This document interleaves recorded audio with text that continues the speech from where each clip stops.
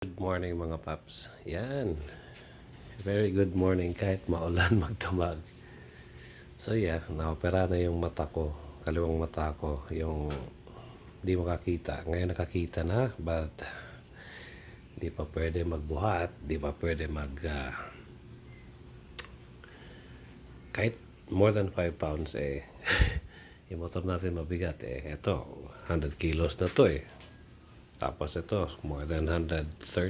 Sobra. Kasi may mga crash guards, may skid plate, plus mabibigat pa yung mga gulong, and may mga accessories pa. Yun, mga unsprung weight yun Anyways, may nag-DM sa akin, tapos may nakita rin akong post sa page kanina pagising ko.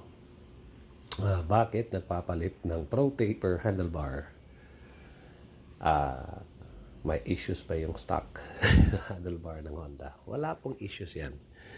Ano po, generally speaking, for the sake of comfort yan. Bakit? Kahit naka street bike ka, kahit naka Dominar ka, or naka Gixxer ka, or naka Rouser ka, nagpapalit sila ng handlebars o iba handlebar risers kasi naayon yun sa pagiging komportable. Lalagyan lang ng risers kasi nga pag medyo mataas ka, sub-sub naman masyado, yung pag-control mo, may specific angles kasi yan. Napakalalim kasi nung talakayan ng mga handlebars kasi yung rotational, angles mo, ganun. But sanayan lang naman. Yung iba, comfort talaga. So yun, yung iba nagpapalit ng risers lang. Yung iba, full-on handlebar set talaga. When it comes to dirt bikes, which yung motor natin, since it's dual sport, so it's part of the dirt bike category. The main reason nga is yung comfort. Sa kagustuhang tumayo na komportable. Paano yun? Simply because pag nasa off-road tayo, the best way to handle the off-road is to basically stand talaga. Pag mahirap yung daan, yung terrain, tayo talaga. Tayo ka sa foot pegs mo, kaya ka nagpapalit din ng foot pegs, di ba? Kasi yun, mas control. Kesa naman upo ka lang, tapos dadaan ka ng heavy off-roading, yun, uulbo ba yun yung sa puwet mo, tapos itatapon ka, di ba? Mas mahirap yun recipe for disaster yun. So yun, pinapalit yun kasi pag gusto lang tumayo comfortably, yung iba matatangkad, di ba? So hindi mo makontrol pag gano'n na masyado kang lean, mahirap yun. So kaya nga naglalagay sila ng handlebar risers, tapos yung gusto na mas malapad para for the sake of control and comfortability yun papalit. Hindi lang Pro Taper. Meron marami actually. May iba na nagbe-bend, may iba yung solid talaga lang. Kasi yun yung vibration din aspect, kasi most dirt bikes is single cylinder, so ma-vibrate kumbaga. So yun, yung reason yun. So may rental, meron tayong anong tawag yung isa, enduro engineering, meron din tayong ambush assault din. Marami But the most common is yung Pro Taper kasi matagal na sila sa industriya. But maraming handlebar set. Marami. Pwede nga yung sa XR200, ilagay mo sa XR150. Yun. Kasi iba yung specifications din doon. And pwede naman, kahit nga pang bike as long as matibay, pwede naman pang mountain bike, pwede naman. So, walang issues number one, yung stock natin. Second is, hindi lang Pro Taper yung nandyan sa market. Parang sinasabi mong toothpaste. Diba? Maraming brands ng toothpaste. Yung iba, hindi nga natin kilala, pero mas mahal. Diba? Colgate or Pepsodent or ano pa ba yung brands. Diba? Dalawa lang naisip ko. But yun kasi pinaka-common. Yun. But maraming mas mahal at mas maraming benefits na hindi natin kilala. So yun po yung explanation doon. So in my case, kasi yung pinaka accessible sa akin, ito, yung Fusion handlebar na set. Kasi nagbe-bend ito. May reason nga dito bakit may bar pad tayo. Kasi pag bumunguraw sa chest mo, ito, ano to, yung parang extra cushioning to. Kaya nga pati sa bike, diba, yung BMX, meron din ganito lalagyan. Yung iba, solid na aluminum lang dito, tapos nilagyan ng pad. Ito may ano to, adjustable na pag mag-dip ka, nangyayari is may konting bend, ina-absorb yung impact. Yung iba solid, pag ganun, shocks lang largo. Ito, nagbe-bend yung handlebar konti. So may stabilizer sa dito. Tapos nilagyan pa ng pad. Yun yung mga rason dyan. In my case, medyo sub-sub sa akin yung stock pag baba or pagtayo. Napaka-sub-sub. So nilagyan. May risers to So may risers natin. Ayun, yun yung risers natin. Ito. Parang 1 inch or 2 inch pa to. Hindi ko maalala. Bala ko pa ngayon, pataasan pa. Pero okay na siguro sa akin to. Yung iba, fork extension. Mas mataas talaga. Diba? Pero sa akin, goods lang. May mga debate na naman kasi sa mga forums na fork extension is delikado kasi pag off-roading ka, yung kumakabit, ito lang, di ba? Dito. Tapos dito, kinakabit lang. Hindi masyadong stable. Yung iba, okay naman. Depende yun sa tao. So, sa gumagamit. Yun. So, when it comes to, again, handlebars, maraming malalim na talakayan yan. But generally speaking, for the sake of comfortability, yun yung rason at papalit ng handlebars, or at least they can do is put on handlebar risers, tumataas for comfort. So sa dual sport category, dirt bikes, gusto nilang tumayo kasi mas better yung handling sa off-road. Pag nakatayo ka, mas makontrol yung motor, hindi ka tatapon, hindi tatama yung pet mo sa suspension tapos itapon ka tapos semplang agad. Kaya tatayo ka, pag tumayo ka, short yung kamay mo, kailangan mataas konti, and gusto mo mas malapad, relaxing yung pag shift mo, ganyan. Yun yung rason. Dami ko sinasabi, try to make it simple. So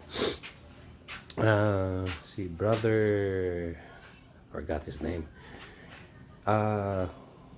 Ducati side mirrors, Motaro yato is SMOK na brand, Smoke. Yan, pwede nyo mahanap online, locally, foldable. Marami namang, ito universal lang to. Tulad ng Gravis ko rin yan, kita nyo. Diba? Magkapareho sila. Basically, yung features niya magkapareho. Ito may rapid na horn, yan may rapid na horn din. PIA na horns din to. LED yan, of course, yan siya, LED din to. May laser gun, tapos mini driving light. May blue water din to, tapos may mini driving light. Yan. So, use them wisely. Okay? Marami din nagpupuna, yung mini driving light mo, bawal yan kasi dami sinasabi. Okay. Alam ko na delikado pag ginagamit mo magkasabay. Depende kung kailan saan mo gagamitin. Kaya nga may switch di ba? Pag of course, pag city driving, mini driving lights ka lang, di ba? Huwag ka naman sigurong gagong kamote na nag-laser gun ka sa city driving. That's being irresponsible talaga. Or worse, pinagsabay mo. Yung sa akin, bukid-bukid talaga. So, long ride na madilim talaga, laser gun. Siyempre kasi yung tawag niyan, yung tapo niya, yung bato niya, hindi naman targeted yung palapad so makikita mo talaga yung surroundings, lalo na pag madilim talaga na areas sa bukid talaga. Tapos of course yung mini driving light is targeted yun. So I would suggest kung mini driving lights gusto niyo, sa city, yun, pwede yun. Pagka long rides talaga, may additional auxiliary. But again, sa LTO guidelines, pag-usapan natin to ha, kasi marami din nagdi-DM eh. Boss, bawal yung ginagawa niyo. Sabi ko, yes in a way, but I have to take on full responsibility. Kasi depende sa paggamit yan. Tulad lang yung ang tawag niyan, may bolo ka. Diba? Pag may bolo ka, di yun bawal. Depende sa paggamit. Yun yung justification ko nun. Kasi nga, pag hinampas mo yung kapitbahay mo ng bolo at na-injured or namatay, naputol yung leeg or kamay, yun. Definitely bawal yun. Pag may bolo ka lang itself, yun, hindi bawal yan. Diba? Sa paggamit yun. Yun yung take ko doon. So, again, positivity lang tayo dito. Hindi tayo nagbabash. Kasi, wala tayong makukuha dyan. Tanong-tanong pa saan binili, paano ikabit, tapos nagko-call out pa naman. Well, I appreciate siguro kung it comes from a place of concern. Pero yung iba, parang they come from a high moral standpoint. It's all up to you, mga paps. Ano lang sa atin is, share lang tayo, talakayan. You may take it or not take it. Yun lang naman eh. Wala naman namimilit dito. Besides, I'm spending my own money, not yours. Di ba? So, sa LTO, 2 auxiliary lights lang yung allowed. And per auxiliary light, there's limit of 6 bulbs per assembly. 6. Yang laser gun, ilan? 4, diba? 6. So, 2, tapos 6. Diba? Yun. Tapos, yung bato niya is dapat at least 10 feet in front. Tapos, yung angle niya sa baba is 20 centimeters yata. Yung slope niya para hindi sakit sa mata. Yun yung goal dyan. Ideally, ilagay mo below the handlebar pababa. Huwag siya shocks kasi pag umaalog yan, natural. Para ka nag-signal light ng blue water nilalagay. Sakit yun. Nakikita talaga. Yung sa akin is, naglagay ako nito kasi ito yung una ko, ito yung luma ko eh. Diba? Yung laser gun ako.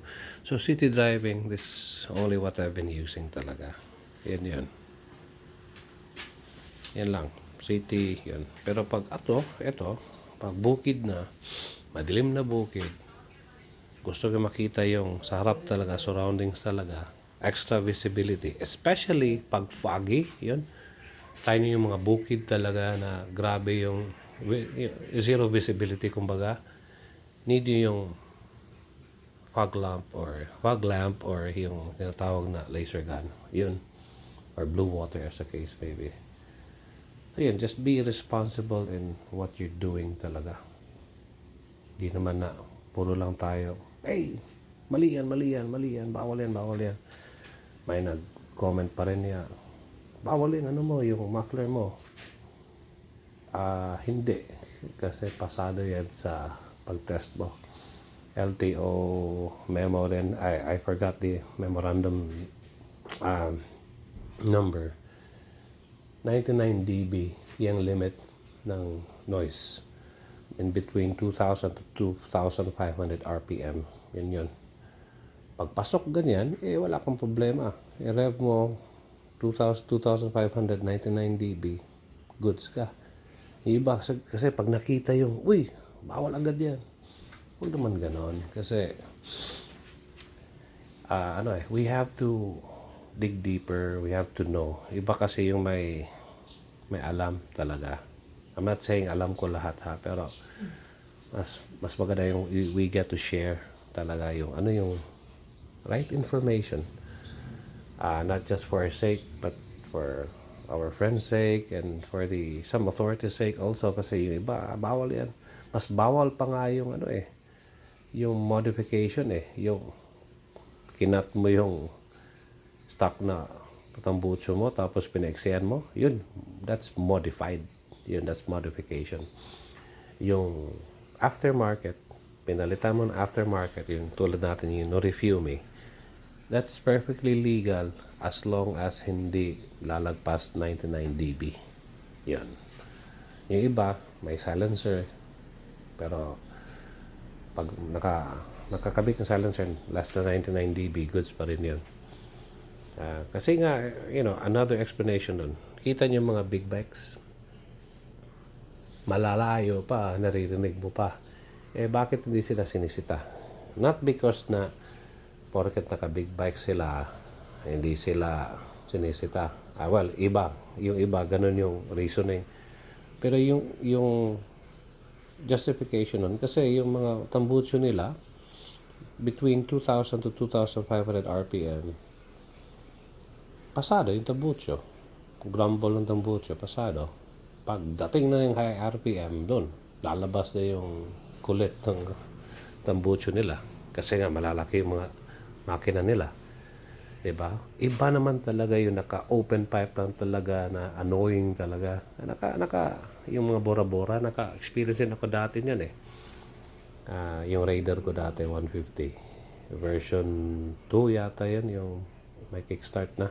Kasi yung una, walang kickstart yun So yun, bora-bora. Tapos, maraming magic ginawa sa makina.